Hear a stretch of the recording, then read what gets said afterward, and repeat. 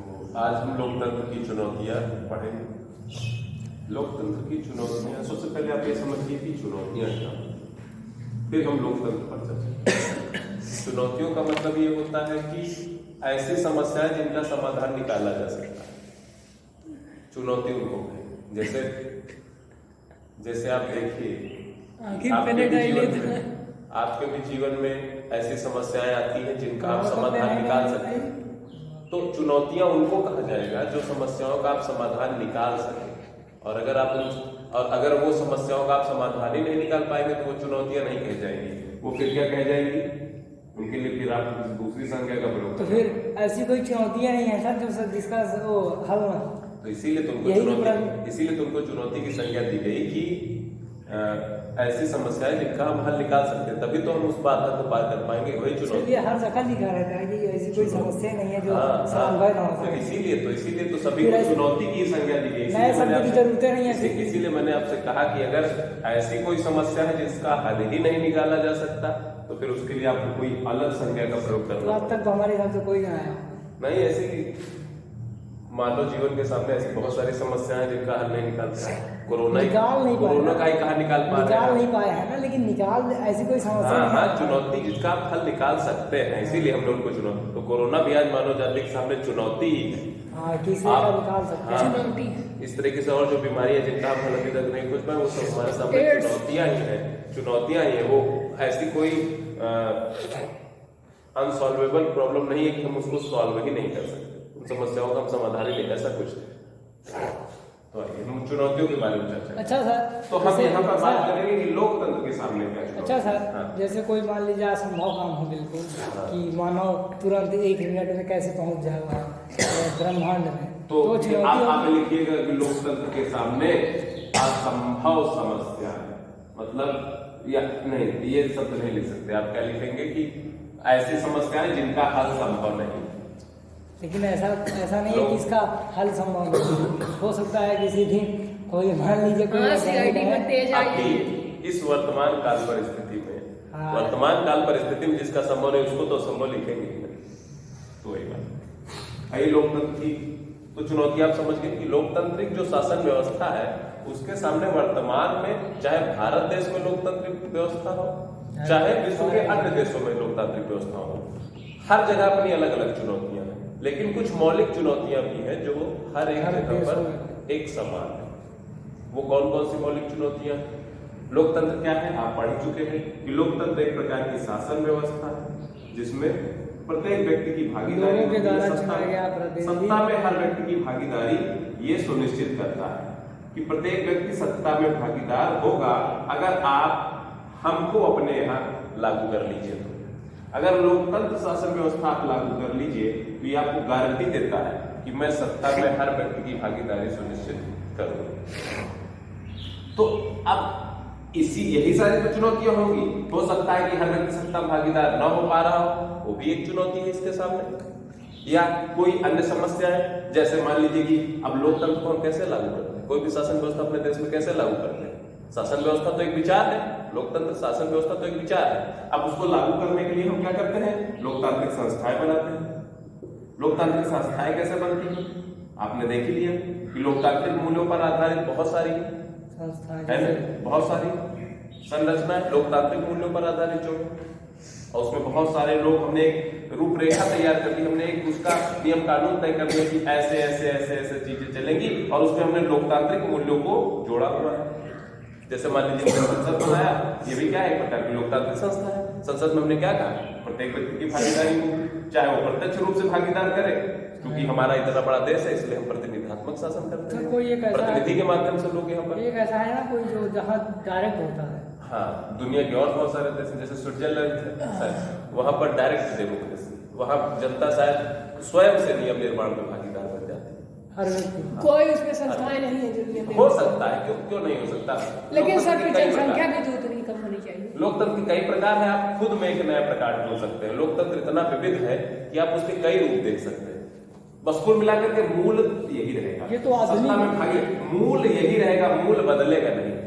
मूल यही रहेगा चाहे जिस प्रकार का लोकतंत्र। ये तो आधुनिक लोकतंत्र की परिभाषा है ना, जो नया वाला है कि मतलब इसमें लोग डायरेक्ट, मतलब आधुनिक लोकतंत्र और पुराना लोकतंत्र कुछ नहीं। लोकतंत्र का मूल विचार वही है, जीवन भर वही रहेगा, कुछ बदलता नहीं। विचार वही है। हाँ, आप आधुनिक लोकतंत्र या परवर्ती लोकतंत्र ऐसे कह सकते हैं कि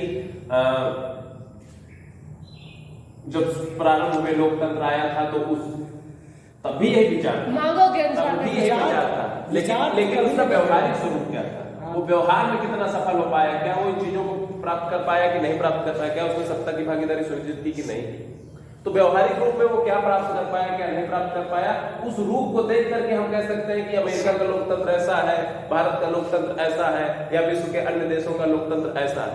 लेकिन तो हम उसके व्यवहारिक स्वरूप को देख करके कह सकते हैं। सिद्धांत में लोकतांत्रिक शासन व्यवस्था हमेशा अपनी मौलिकता को समेटे रहते हैं, हमेशा मौलिकता उसकी मौलिकता यही है कि हर व्यक्ति की सत्ता में भागीदारी, और हर व्यक्ति की सत्ता में भागीदारी सुनिश्चित करने के लिए आप चाहे जो करिए, आप चाहे निष्पक्ष निर्वाचन व्यवस्था ले आइए, है ना, निष्पक्ष निर्वाचन व्यवस्था लाइए, आप प्रत्येक व्यक्ति की भागीदारी सुनिश्चित करने के लिए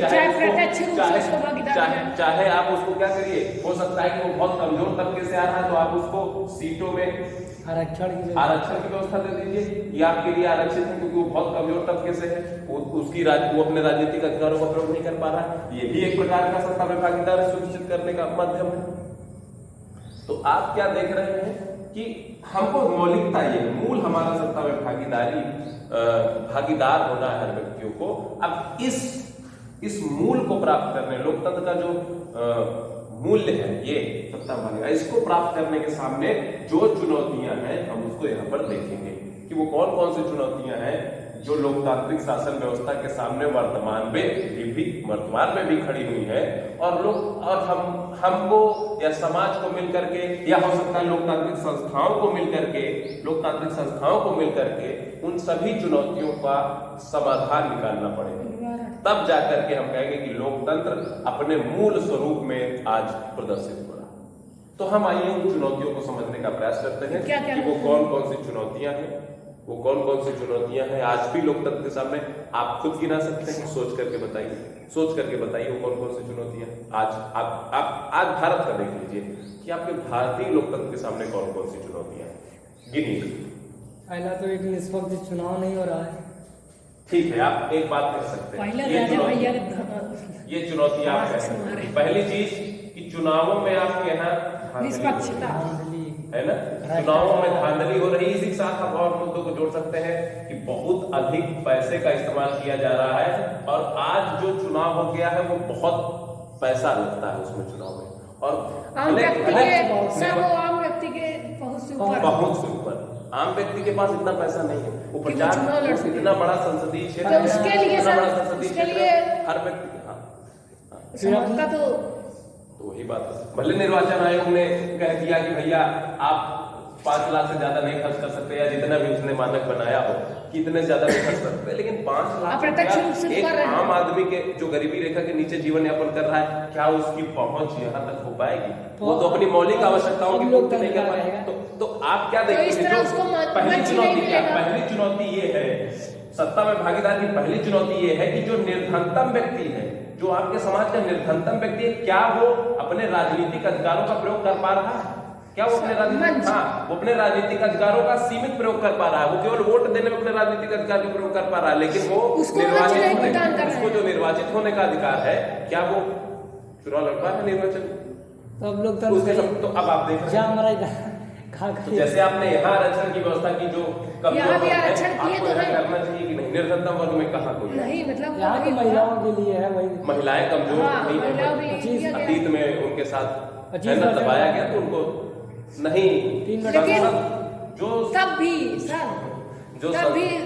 हमारे देश की राजनीतिक संस्था है जो नियम बनाती है देश के लिए, या जो राज्यों के लिए राजनीतिक संस्थाएं हैं, देश के लिए तो लोकसभा या मान लीजिए संसद हो गई, और राज्यों के लिए जो विधानसभा या विधानमंडल है, तो वहां पर महिलाओं के लिए आरक्षण नहीं, वहां कोई आरक्षण नहीं।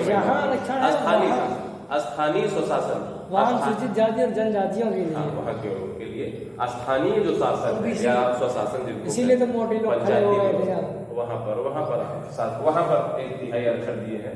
ठीक है, आप चलिए पंचायतों में नेतागिरी करिए, यहाँ तो हम लोग पुरुष आधारित समाज, है ना। यहाँ तो ये तो लिंग आधारित समाज में बट गए हैं। है ना। जैसे अभी तो ये भी एक चुनौती है।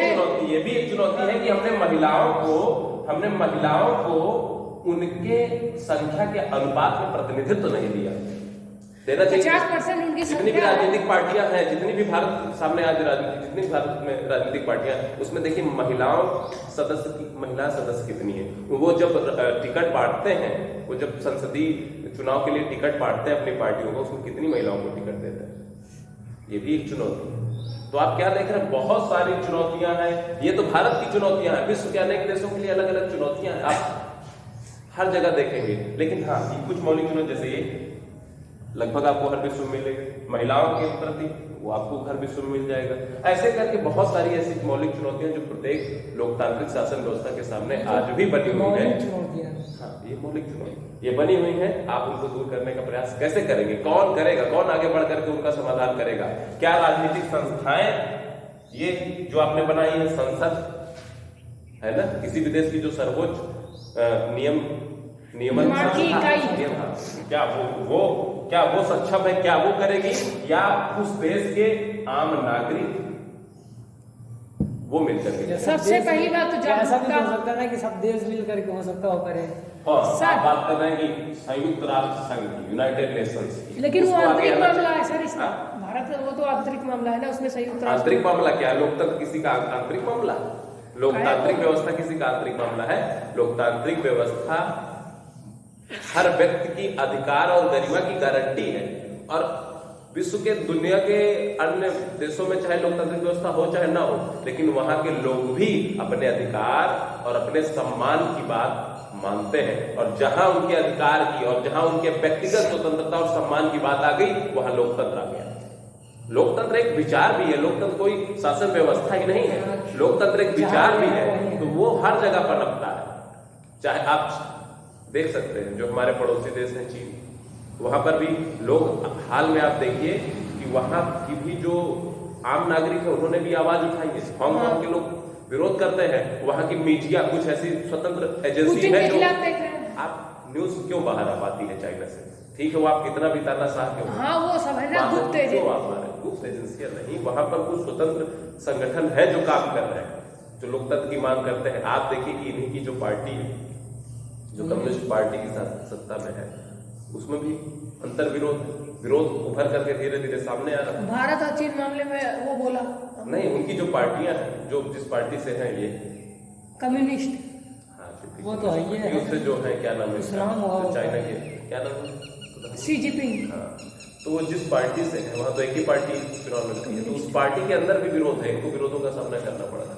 तो कुछ नाम होगा कि सीधा सीधा कम्युनिस्ट पार्टी है बस? हाँ, नाम है उसका, दिमाग में मेरे नहीं है। चलिए, चाइना सोशल डेमोक्रेटिक, पता नहीं क्या, डेमोक्रेटिक तो नहीं है, कम्युनिज्म में नहीं है। चलिए देखते हैं। तो आप ये देखें कि इतनी सारी चुनौतियां हैं, है ना। अब हम धीरे धीरे एक एक करके इन चुनौतियों को समझेंगे, उनको दूर करने के उपायों पर अच्छा, कोई एक ऐसा उपाय नहीं है जो सारे को समेटे? हर एक समस्या के लिए आपको एक अलग उपाय चाहिए।